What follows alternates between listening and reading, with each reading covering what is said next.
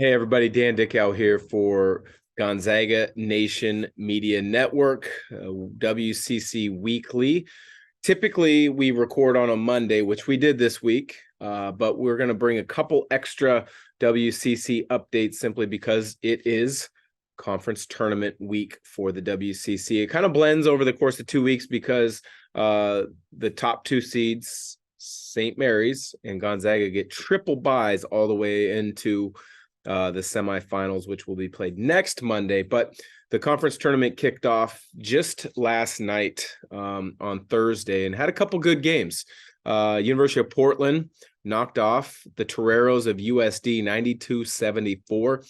In that game, the deficiency in USD's season was on full display, and that was their ability or inability to guard the three-point line. USD ending the season as the worst team in Division I basketball at guarding the three-point line.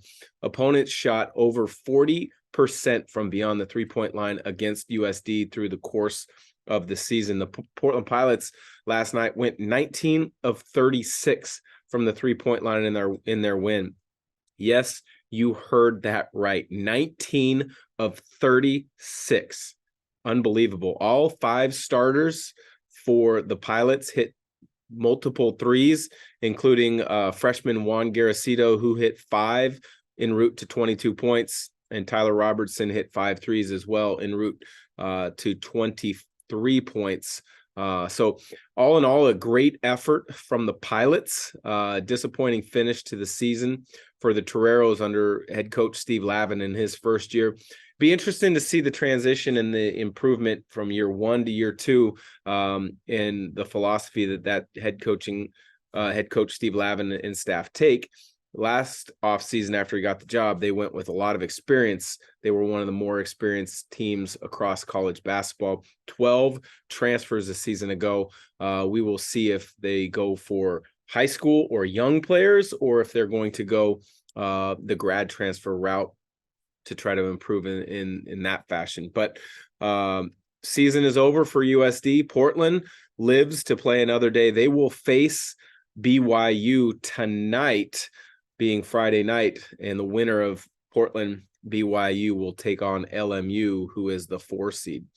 In the other game in the first round of the WCC tournament down in Las Vegas, Pacific, the Tigers, were winners over the Waves of Pepperdine, 84-71. Keelan Boone continues his strong play as of late, 25 points with 3 made threes. Mo Odom, recently named to the all-freshman team of the WCC, guard, also knocked down 3 threes en route to 22 points. But Maxwell Lewis for Pepperdine, 16 points in a losing effort.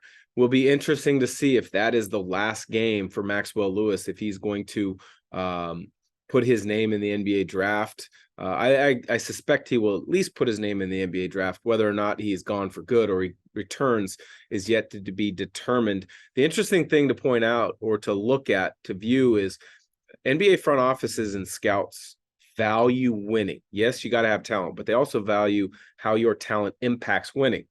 Read a stat this morning while scrolling through social media. In last year's NBA draft, only 2 college players were drafted off of teams with losing records. So that's something to keep in mind in regards to Maxwell Lewis. Yeah, you see the talent, and that's undeniable. But does the talent impact winning, or are the numbers empty in regards to impacting the bottom line, and that's winning? So again, Pacific moves on. They will play San Francisco tonight, Friday night, in Las Vegas at the Orleans Casino. The winner of that game will take on Santa Clara. So you'll notice different background. Usually I am recording in one of 2 places in Spokane. Not so. I'm actually in Tacoma following my son's team at the high school state tournament. So be following the WCC closely while I'm watching my son's group. But a couple big-time games, as mentioned tonight, down in Las Vegas. I will be tracking, trending, keeping an eye on. University of Portland against BYU. I think the question there is, can BYU not allow Portland to get going from the 3-point line because they're coming off a game where they hit 19 threes. You got to imagine that the confidence has been built from beyond the arc.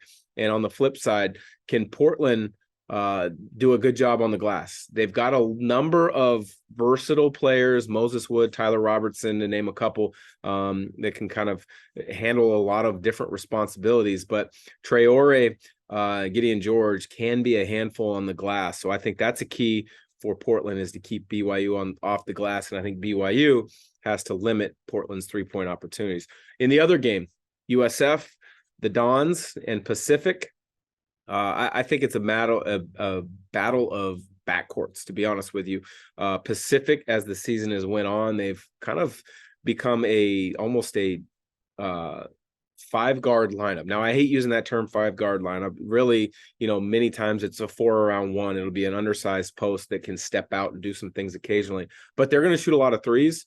And for USF, they might have they do have two of the best guards in the WCC, and Tyrell Roberts, as well as Khalil Shabazz. So I really think it's a matchup of which backcourt plays better. Is it Mo Odom and Keelan Boone, two headliners for Pacific, or is it the matchup, or is it the backcourt of Roberts and Shabazz who get the upper hand tonight? I think that it will be USF moving on, and I honestly think University of Portland will be moving on to face LMU. So for the WCC second weekly update of the week, I'm Dan Dickau for the Gonzaga Nation Media Network.